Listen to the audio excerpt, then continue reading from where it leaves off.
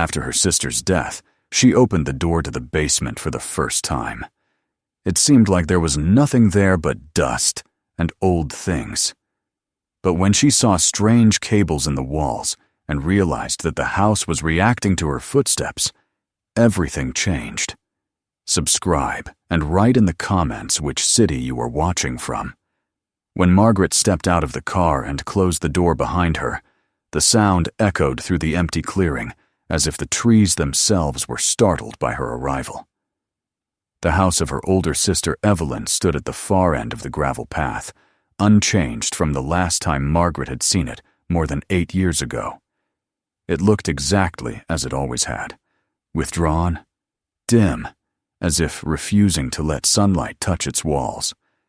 The shutters were closed, the windows clouded with the dust of years, and the garden was overgrown with weeds that rose in wild spikes rather than gentle green brush.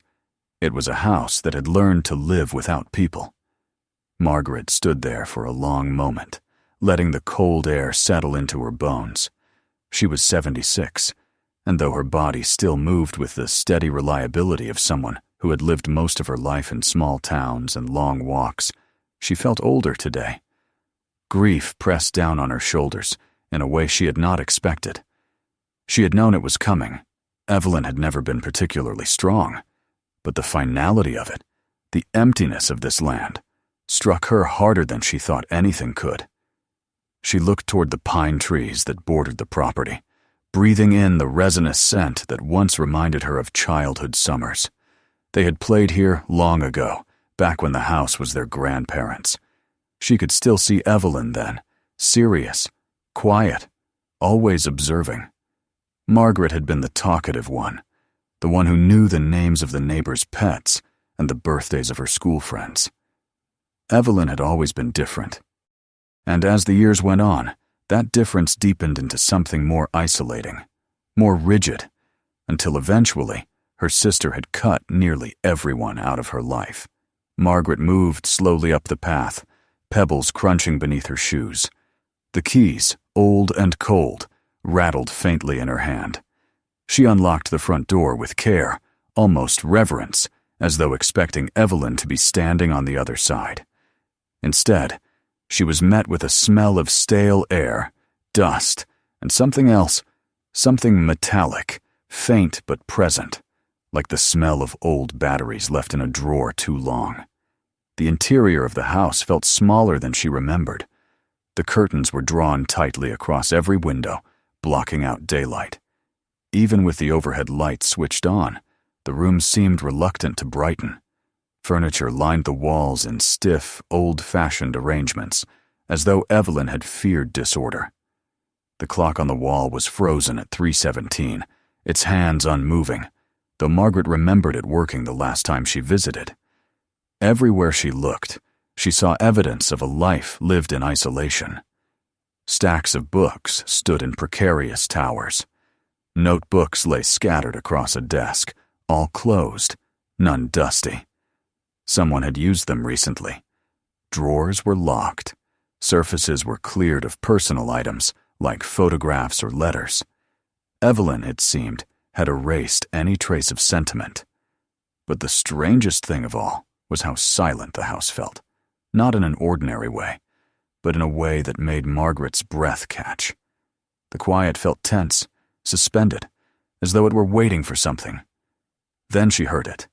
Soft, faint, almost too quiet to notice. A click, somewhere inside the walls. She stopped moving, holding her breath. The sound came again, a slight mechanical shift, like a switch flipping. It reminded her of the old heating system they had as children, but the heater here had been replaced decades ago. She walked toward the hallway, listening. The click repeated, softer this time, followed by a subtle hum that seemed to vibrate through the floorboards. She pressed her hand to the wall, but the sound stopped instantly, leaving her with nothing but the racing of her pulse. She pulled her hand away, shaken by how quickly the house seemed to respond. In the living room, she found Evelyn's writing desk exactly where it had always been. Inside the top drawer was a jumble of papers. but one set of notes sat neatly on top, as though placed there for someone to find. The handwriting was unmistakably her sister's. Small, sharp letters, carefully spaced. Margaret lifted the sheet, her fingers trembling as she read. Do not lift the rug. Do not touch the wall by the corridor. Do not go into the basement. Do not attempt repairs. If you hear clicking, leave immediately. Margaret reread the list 3 times, trying to understand whether it was a warning, a set of instructions, or the ramblings of a woman who had finally lost her grip on the world. She remembered the last phone call with Evelyn, a short, curt exchange about nothing in particular. Evelyn had refused to talk about her health or her life. She refused to let Margaret visit. The house isn't ready, she had said, which at the time Margaret took as an excuse to avoid human contact. Now, standing here with the list in her hands, she wondered if Evelyn had meant something else entirely. The house isn't ready. For whom? For what? Margaret moved to the rug Evelyn had mentioned in the first line. It was an old, heavy Persian piece, thick with age, worn in the middle but spotless along the edges, as if Evelyn had been dusting it daily. Margaret hesitated before pulling one corner up. Underneath, instead of plain wooden planks, she found a small patch of new, unscarred flooring, about the size of a square tile. New wood inside an old house was strange enough, but what unsettled her more were the tiny screw heads visible along the outer edges. It wasn't just new, it was secured. Something was under there. She let the rug fall back into place, more shaken than before. Every instinct told her to leave the house, call someone, ask for help. But Margaret was not someone who frightened easily, even at her age. And this wasn't just any house. This was her sister's life, her secrets, her madness, her loneliness. Margaret felt compelled to understand, at least a little of it, not only for herself, but out of a kind of loyalty to the woman they had once both been. Still, she could not shake the feeling of being watched. Not by a person. There was no one here, but by the house itself. As if the walls had ears, the floors eyes, and every silent corner held breath. She made her way down the narrow corridor that led to the back of the house. The clicking noise had returned, though quieter, now more like a series of pulses. The wall Evelyn had warned her not to touch stood on her right. Margaret leaned close without placing her hand on it. The wall looked ordinary faded wallpaper, a few cracks, but when she listened carefully, she could hear the soft, electrical hum behind it, like something running, something alive. At the end of the corridor was the door to the basement. Margaret had rarely been there as a child, partly because it was always cold, partly because Evelyn hated going down. Now it stood shut, locked with 2 heavy locks. One built into the door, one an old padlock that looked recently polished. No dust on it. Someone had used it often. It struck her all at once that Evelyn had died only a month ago. This padlock looked as though it had been touched daily. Margaret's heart thudded painfully as she considered her options. The keys she held included the basement key. The probate office had given her a full set. Evelyn must have left it accessible on purpose. Or perhaps she had intended to keep people out. Margaret didn't know anymore. She stepped closer, feeling the chill radiating from the metal. Her sister had lived alone for decades, never inviting anyone in, avoiding gatherings, cutting off even Margaret. Now, facing the door Evelyn had guarded so fiercely, Margaret understood it wasn't solitude her sister had chosen. It was containment. Control. Margaret unlocked the first lock, then the second. The door creaked open, exhaling a long breath of cold, stale air, as though the house itself were sighing. The wooden stairs descended into darkness. Margaret turned on her flashlight, illuminating swirls of dust in the air. The basement looked like it had not seen natural light in years. She stepped down carefully, one hand gripping the rail. The scent changed as she descended from dust to something sharper, more industrial. At first, she thought it was old pipes, or maybe some forgotten tools Evelyn had stored down here. But then her flashlight swept across the far corner, and she froze. Thick black cables, the width of her wrist, ran in perfect parallel lines across the floor. They stretched from the far wall toward a concrete barrier she had never seen before. This wasn't part of the original house.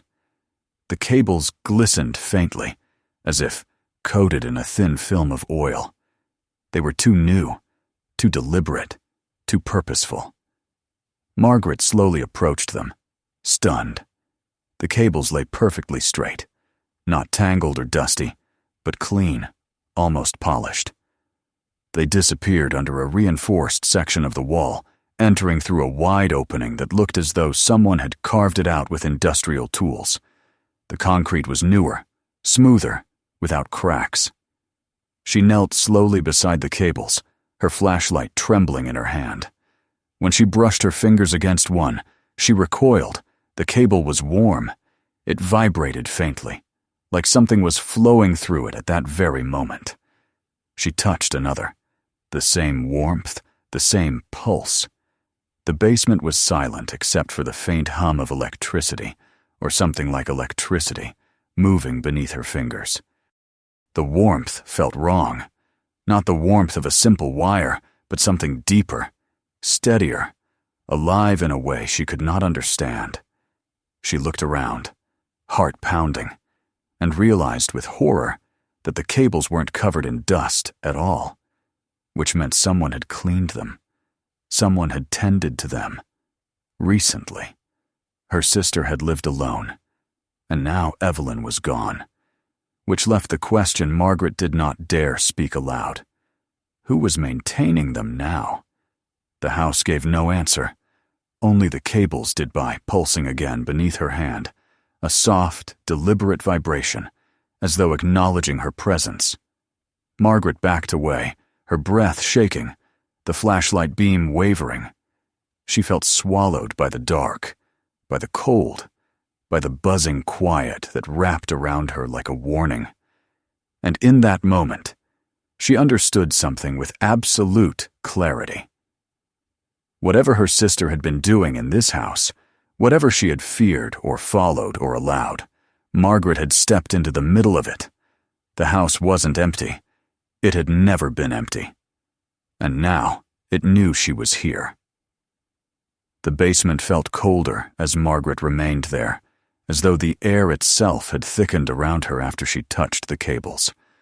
She stood very still, the flashlight trembling slightly in her grasp, waiting for her heartbeat to steady. The faint hum seemed to settle back into its slow rhythm, but now that she had noticed it, she could not unhear it. The vibration beneath her feet felt almost like breathing, a steady, controlled inhalation and exhalation pulsing through the concrete. She told herself it was electricity, nothing more, but the thought brought no comfort. No ordinary house needed cables like these. She lifted the beam of her flashlight toward the concrete wall into which the cables disappeared. She didn't remember this wall from childhood, and she was sure she would have. The original basement had been entirely stone rough, uneven, hand-laid generations ago. This new barrier was smooth and gray, poured in one seamless piece. It gleamed faintly under the flashlight, clean in a way nothing else in the basement was. As she stepped closer, she realized it wasn't simply a wall. It was a partition. Something was behind it. The discovery drew her forward, carefully, breath held. There was a narrow space on the right where the concrete didn't quite meet the original stone foundation. A seam, a small vertical crack, barely visible if one didn't know to look for it. When she leaned in and pressed her fingers to it, she felt a soft draft of air brushing against her skin from the other side. Not strong enough to be a ventilation line, but steady, as though some chamber beyond was breathing out into the basement. The thought chilled her. She stepped back and turned her flashlight toward the stairs, half expecting to see someone standing there, someone who didn't want her here. But the stairs were empty, only a thin ribbon of daylight falling faintly down the steps from the open door above. No footprints disturbed the dust, except her own. No movement in the shadows, except the slow settling of old cobwebs. Still, the sense of being watched didn't leave her. Margaret returned her attention to the seam.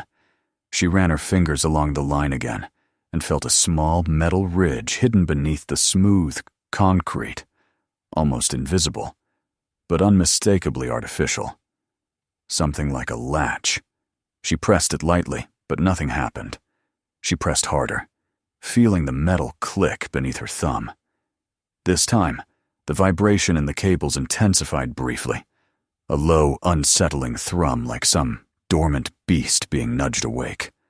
Margaret flinched backward, but the basement did not explode into noise or movement. The cables quieted to their usual steady pulse, the lights did not flicker, and the wall remained unmoving. Yet she was certain something had answered her touch. She didn't dare try the latch again right away. Instead, she walked slowly along the concrete left, then right, examining every inch of its surface. Her flashlight revealed faint scuffs near the bottom edge, barely noticeable. Not from tools or machinery, but from something scraping lightly along it. When she knelt and looked closer, she realized the entire wall was sitting on a thin metal track embedded in the floor. A movable panel, a disguised entrance. Her heart tightened. Evelyn had built, or someone had built, an entire hidden structure in her basement. A structure that hummed, breathed, and moved. The thought made Margaret look back to the top of the stairs again, suddenly and sharply. Nothing. But the stillness now felt staged, as if the house were holding its breath and waiting to see what she would do next. She returned to the latch, knowing she had no choice. She pressed it firmly this time. For a moment the wall stayed still, utterly silent. Then a soft mechanical groan echoed from behind the concrete.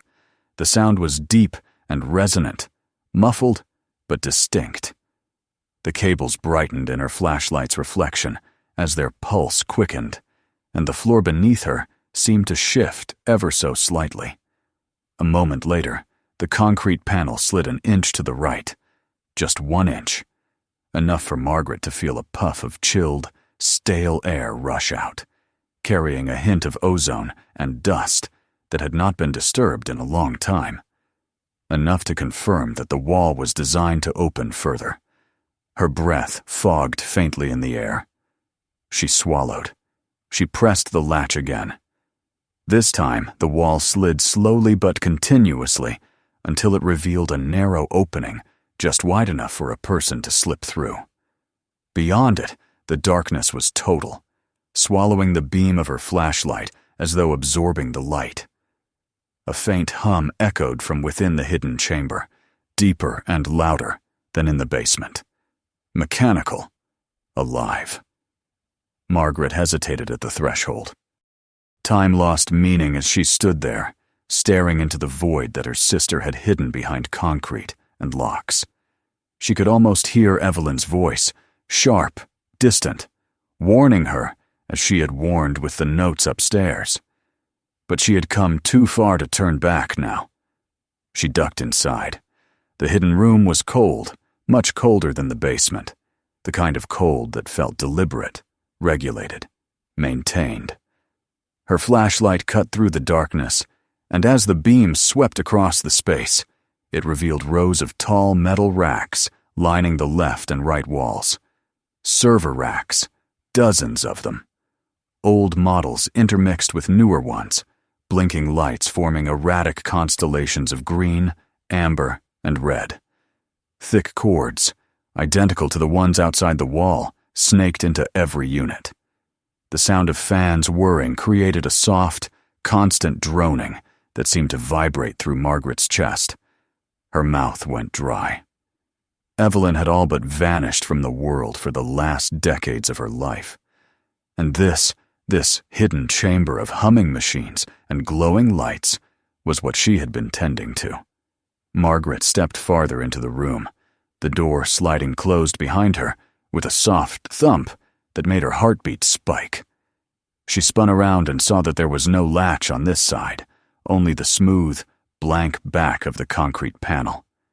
Panic fluttered in her chest, but she forced herself to breathe deeply. She tried pushing the panel, but it didn't move.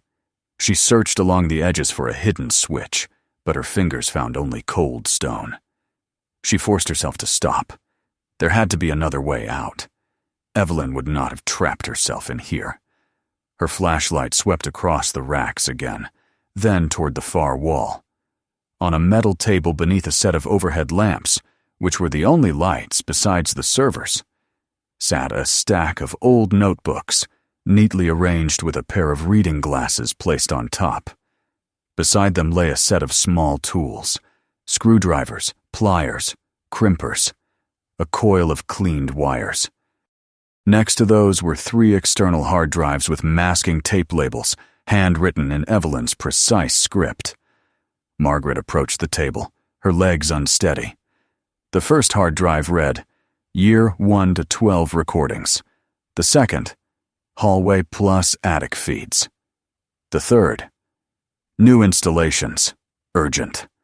Her fingers trembled as she touched the notebooks. The top one was open, a pen resting along its crease. Evelyn's last entry covered the page in sharp, controlled handwriting. Margaret leaned closer, the cold light above casting pale illumination across the ink. Entry 342. Power fluctuations noted again in corridor wall. Applied reinforcement patch. No signs of breach. Integrity stable. Surveillance uplink confirmed functional for all channels. Strange activity in basement feed again. System reactivated sub-monitor number 4 without prompt.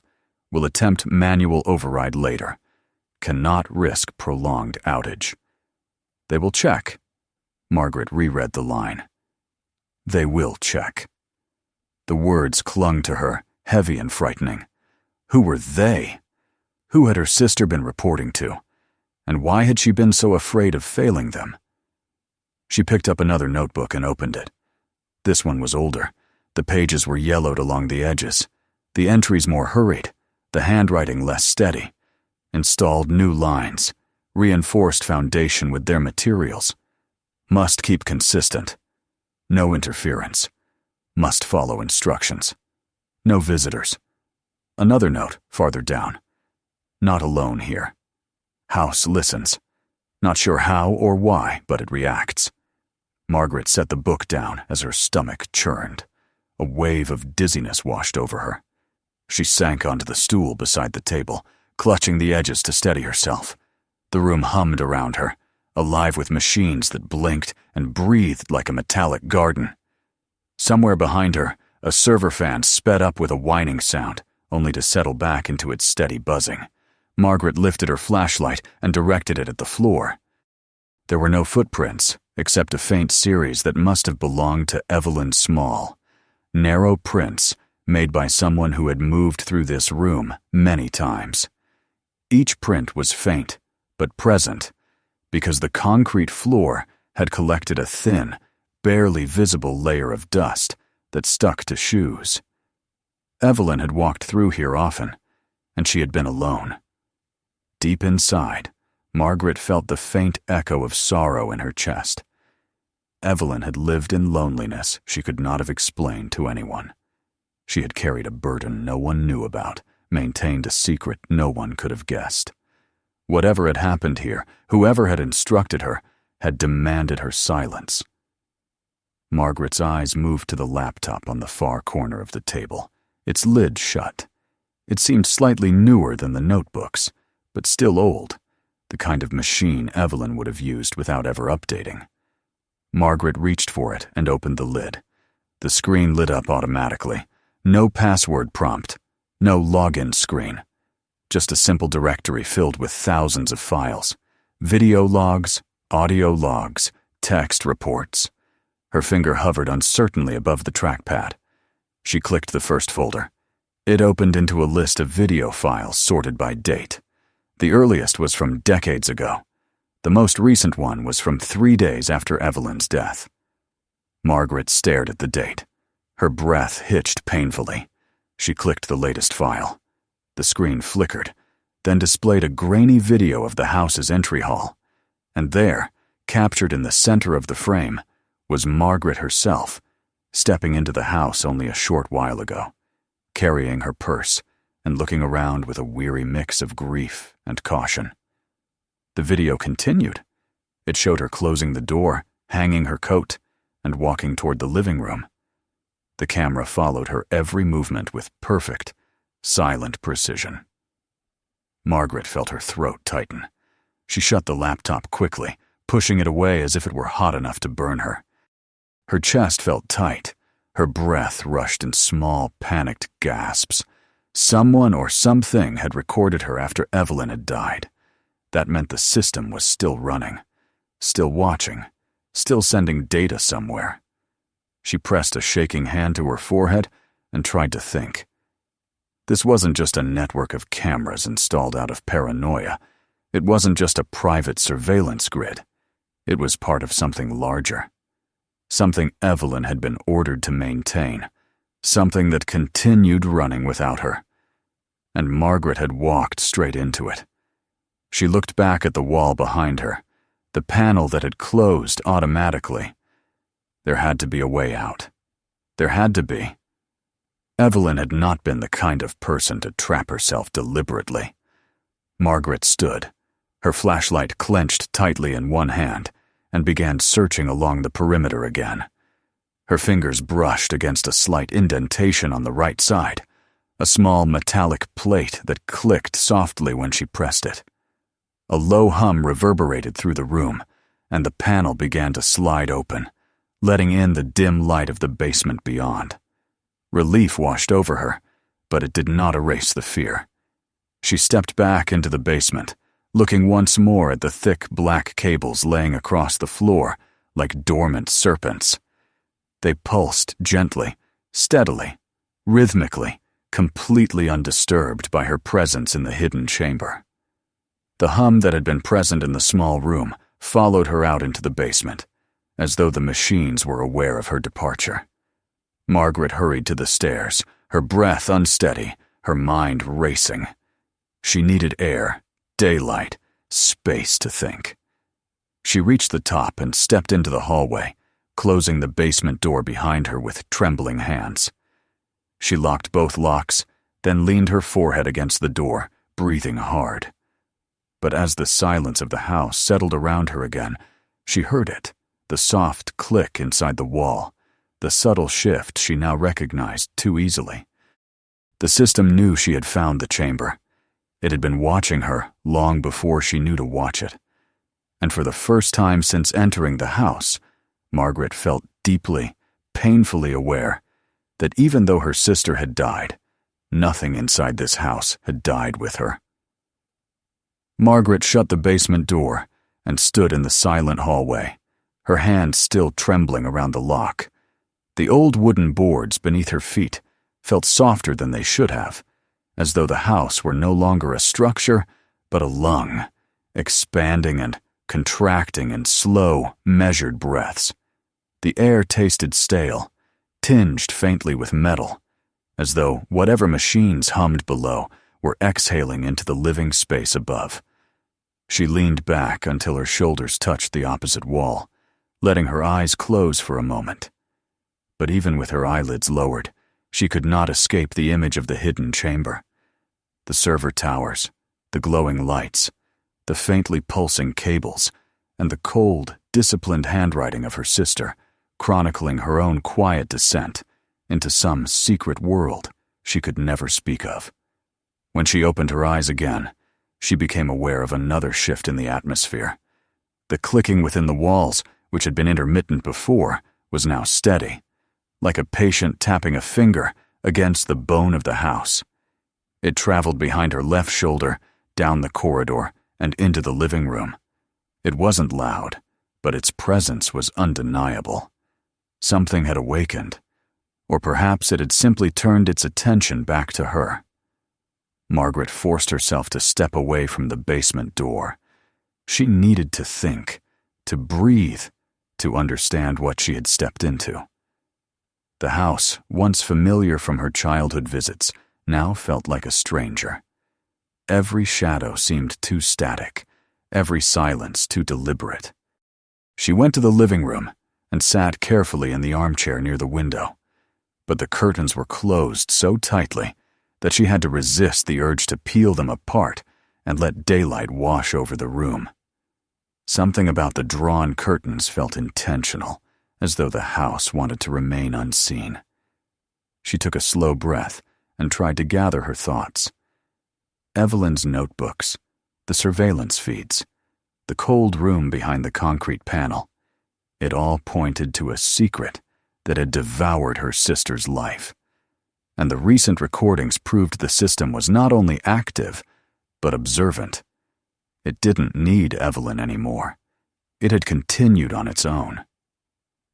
Margaret felt the prickling sensation of being watched again, but she kept her eyes fixed on the carpet, trying to calm herself. She recalled the old days, when she and Evelyn were girls. Back then, the house had felt alive in a different way. Alive with memories, with laughter, with the chaos of childhood. They had run through the hallways playing hide and seek. They had whispered at night, imagining monsters in the shadows, never knowing that the real horror would come decades later, disguised as a quiet network of cables and cameras. She thought of Evelyn's behavior in her final years, the refusal to let visitors inside, the cryptic warnings, the avoidance of any topic that might reveal too much. Margaret had believed Evelyn was simply reclusive, broken by loneliness or the weight of age. But now she knew the truth. Evelyn had been protecting something. Or perhaps she had been trapped by it.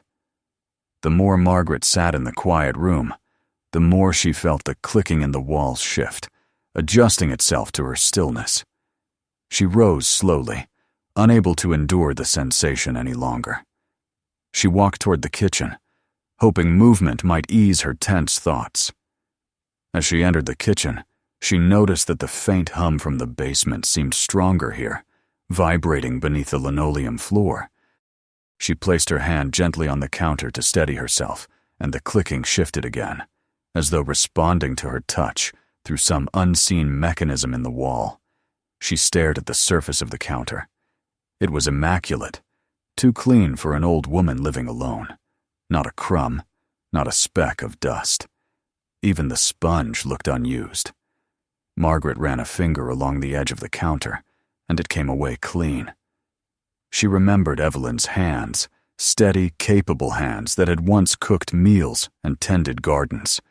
Had she spent the last decades of her life scrubbing this house, keeping it immaculate, not out of tidiness, but because she believed she was being watched? Because she believed she had to maintain the house not for herself, but for someone else? Margaret moved to the small table by the window. She pulled out one of the chairs and sat heavily. She needed to open Evelyn's notebooks again, but they were downstairs in that cold chamber, and she did not want to return there yet. Instead, she pushed aside her fear and tried to recall every sentence she had read. They will check. No visitors. House listens. Each line struck her like a blow. Then she remembered something else. The footprints on the chamber floor, small, faint, belonging only to Evelyn. But the cables were spotless.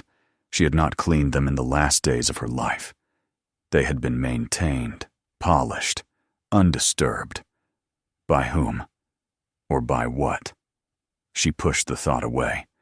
There was too much she didn't know. Too much that made her skin crawl. Suddenly, a faint movement outside caught her attention. She glanced at the window, but the curtains blocked her view. She rose and approached them, parting them gently. The afternoon light streamed into the room, startling her with its brightness. At first, she saw nothing but the overgrown yard and the tall pines beyond. But then she noticed a car parked just beyond the gate, dark, nondescript, with tinted windows. Its engine was off, but the silhouette of a person sat inside, unmoving, as though sculpted from the same shadow that covered the interior. Margaret's breath caught in her throat. She stepped back from the window, letting the curtains fall shut. Her pulse hammered in her ears. She had hoped her unease was nothing more than paranoia, but the presence of the car shattered that fragile hope. Her sister had been watched in life. Now Margaret was being watched in death's aftermath. She backed away slowly, trying to calm herself. There was no proof the car had anything to do with the hidden room or the surveillance system. It could be a stranger, someone waiting for a friend. But she didn't believe it. The figure in the car seemed too still, too intent on the house. She needed to know more. She needed to understand what Evelyn had been part of, and the only way to find out was to return to the chamber. Margaret forced herself back toward the basement door. The fear knotted in her stomach, but she pushed it down and unlocked the door once more. She descended the stairs slowly, flashlight in hand, careful to avoid stepping on the cables. The concrete panel stood open now, the room beyond darker but no less alive. She felt the cold wash over her as she stepped through the entrance again. The hum welcomed her, deeper now, almost resonant. She walked back to the table where Evelyn's notebooks lay. She opened one at random and read another entry. Visitors near the perimeter again. They come late. Not sure if they notice changes inside. Must maintain all functions. Must not allow any outages. Must not contact Margaret. Must not contact Margaret. Margaret closed her eyes. A sadness she had never known before filled her chest. Her sister had pushed her away not out of resentment, but out of fear. Fear that Margaret would become entangled in whatever had consumed her life. She turned to the laptop again and opened another file. This one was older, the video grainier. It showed the exterior of the house at night. Two men in dark clothing approached the basement window.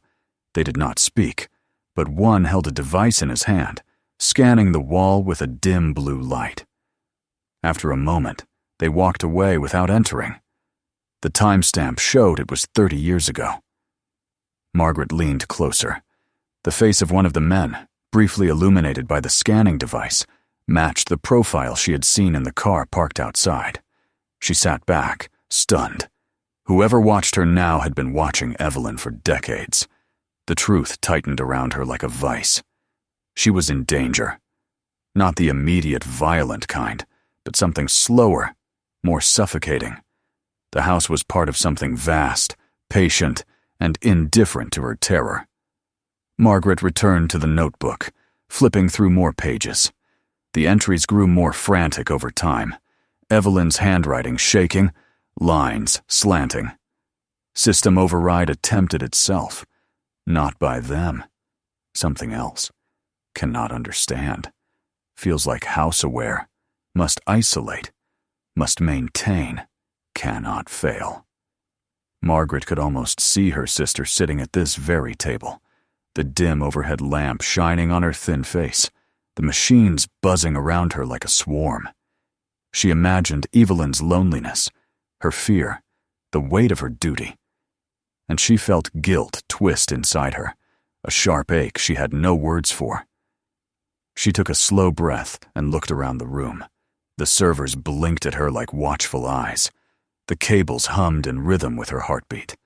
The cold air whispered faintly through the vents. She could not remain here long without drowning in dread. She returned to the basement and climbed the stairs. But when she reached the top, she hesitated, listening. The clicking in the walls had stopped. Completely. The silence pressed against her eardrums until she felt nearly deaf. The house held its breath. She stepped into the hallway. Her eyes swept the rooms, waiting for the next mechanical shift, the next pulsing hum. But nothing happened. It was as if the entire structure was frozen, waiting for her next move. She walked to the living room and approached the window again. This time she parted the curtains slowly, carefully. The car was still there. The figure still sat inside, unmoving. Margaret's fear hardened into resolve. She needed answers. She needed to know who they were and what they wanted. But she was not foolish enough to confront them. Not yet. Instead, she stepped away from the window and moved through the house with newfound determination. She inspected every corner, every room, every hallway. She found patterns of maintenance she had never noticed before. Tiny slots in the corners of rooms, faint seams at the tops of door frames, screws that were flush, too perfect, too identical throughout the house. This was not a home. It was a mechanism disguised as a dwelling. Hours passed. The light outside dimmed.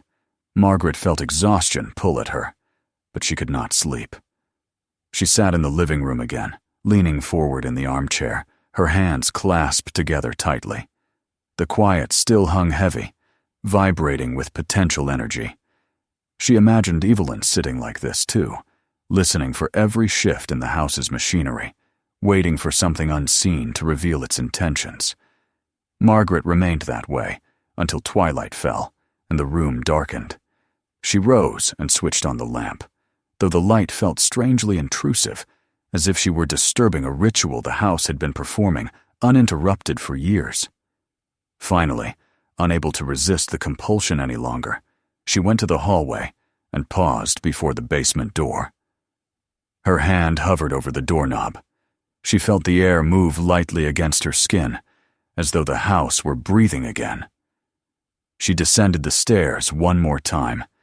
She approached the concrete panel, the glowing cables, the humming servers, and as she stood in the cold center of the hidden room, surrounded by machines that pulsed like arteries, Margaret understood something with grim clarity.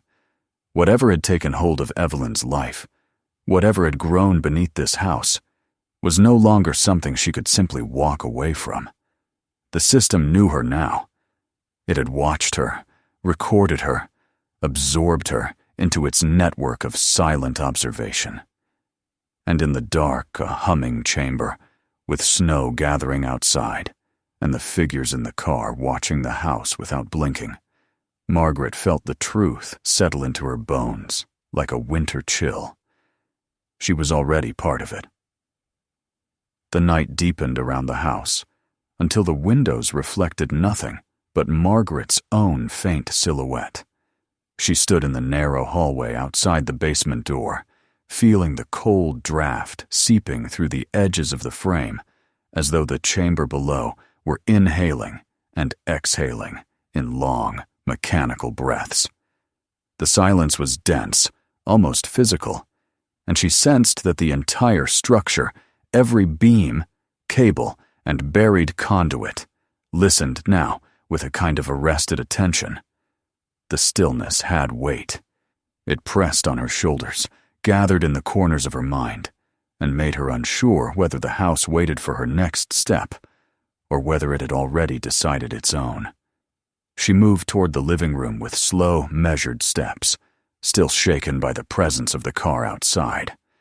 As she entered the room, she closed the curtains with deliberate care, shutting out the outside world. But the gesture gave her no comfort. If anything, it made her more aware of the fact that she was sealed inside with something that observed her far more deeply than any stranger in a parked vehicle could.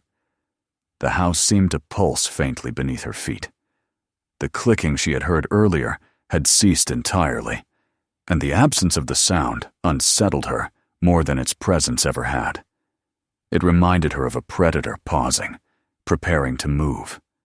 She sat in the armchair again, gripping the fabric on each side, staring at the faint lamp glow that softened the darkness. Her heart beat in uneven patterns, echoing the tension that had built over the past days. She could not escape the certainty that the house was shifting around her, slow but purposeful, like a creature adjusting its posture in the dark. The hum from below vibrated through the floorboards, subtle but unmistakable, and she wondered how many nights Evelyn had spent sitting here, trapped in the same suffocating awareness. Her gaze drifted toward the stairs. The upper floor was dark, each step swallowed in shadow. She imagined the surveillance system extending up there too, invisible but ever present, embedded behind walls, beneath carpets, within ceilings. The house was a single organism, and she was inside its body. After a long moment, Margaret rose, unable to sit any longer. She moved through the house, touching surfaces without thinking.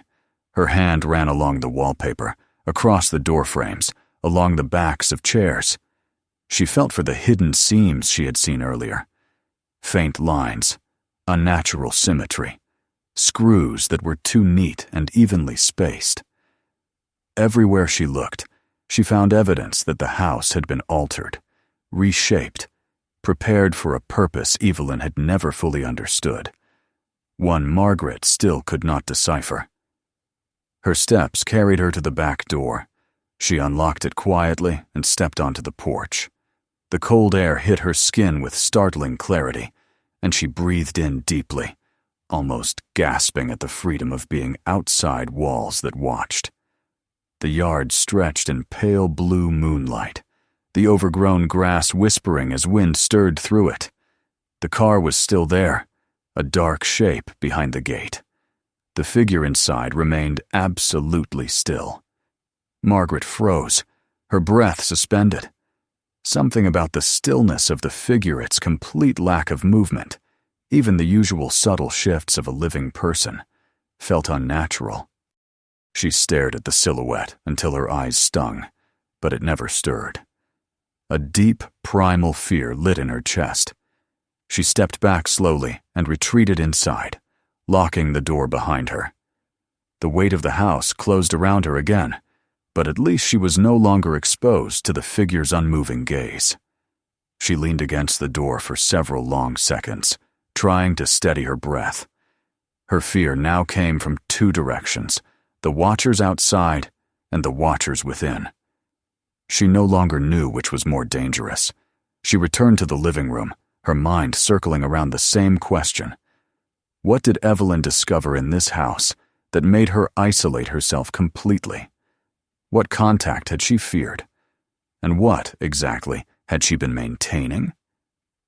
The surveillance system was old, far too old for modern architecture. The cables were industrial, almost militaristic. The servers had been upgraded through generations, each piece of equipment carefully installed to maintain continuity. Margaret felt like she had inherited a history she was not meant to see, one that connected her sister's solitary life with something buried far larger than the house. Her thoughts drifted back to the notebooks she had found in the chamber. Evelyn's handwriting had grown increasingly frantic, the notes more cryptic, as though she had been unraveling some terrible truth the closer she examined the system. Margaret needed to understand what her sister had discovered. The fear of returning to the chamber gnawed at her, but the fear of ignorance gnawed deeper. She went back to the basement door, opened it again, and descended. The air felt colder now, and the hum of the machines echoed faintly across the concrete. When she stepped into the chamber, the glow of the server lights cast a shifting, unnatural blue across the walls. It reminded her of moonlight filtering through deep water. She crossed to the table and opened the notebook she had last read. Her eyes flicked across the entries. External pressure. Attempts to override system from outside detected. Unidentified signals. Not matching patterns from controllers. House responding autonomously. Not sure how. Margaret paused at this entry. Her breath caught slightly. Responding autonomously. As though the house had grown aware. She turned the page. Cannot disengage system. Must keep it stable. If compromised, consequences unknown. There were more entries, written in increasingly shaky script. They come again at night, always scanning. Think they suspect malfunction. Cables warming. Activity increased. Something shifting in upper conduits. House adjusting itself. And then, the final entry, written in faint, uneven letters. I am not alone in here. Not anymore. Margaret closed the notebook abruptly, her hands trembling. She backed away from the table. The humming grew louder for a moment, as though stirred by her tension, then quieted again. She thought of the clicking inside the walls, of the silence that fell after she discovered the chamber, of the figure in the car. Her sister had not succumbed to paranoia. She had been trying to survive something real. Margaret took a shaky breath and forced herself to gather the other notebooks, stacking them neatly. She turned to leave the chamber, but as she stepped toward the exit, she heard a faint sound behind her. A soft whir, almost like a breath. She spun around, the flashlight beam trembling in her hand. The server lights continued their rhythmic blinking. The cables lay coiled where she had seen them before. Nothing moved, but the whirring came again, softer this time, almost curious. It came from the far right wall, behind a panel she had not yet examined. Slowly, she approached it. The sound stopped abruptly, replaced by silence so complete, she felt as though the house held its breath again. She stood motionless for several seconds, listening. Her pulse pounded in her ears. Finally, she reached out and touched the panel. It was warm beneath her fingertips, not hot, but warmer than the surrounding concrete. Something behind it was active, alive. She searched the wall with her fingers until she found a small indentation. Her thumb pressed into it, and the panel slid slightly. She pulled it open with both hands, revealing another narrow passage. Cold air rushed out, carrying with it the faint smell of metal and ozone. Margaret hesitated, but then she crawled inside. The passage was narrow, just wide enough for her to move through on her hands and knees.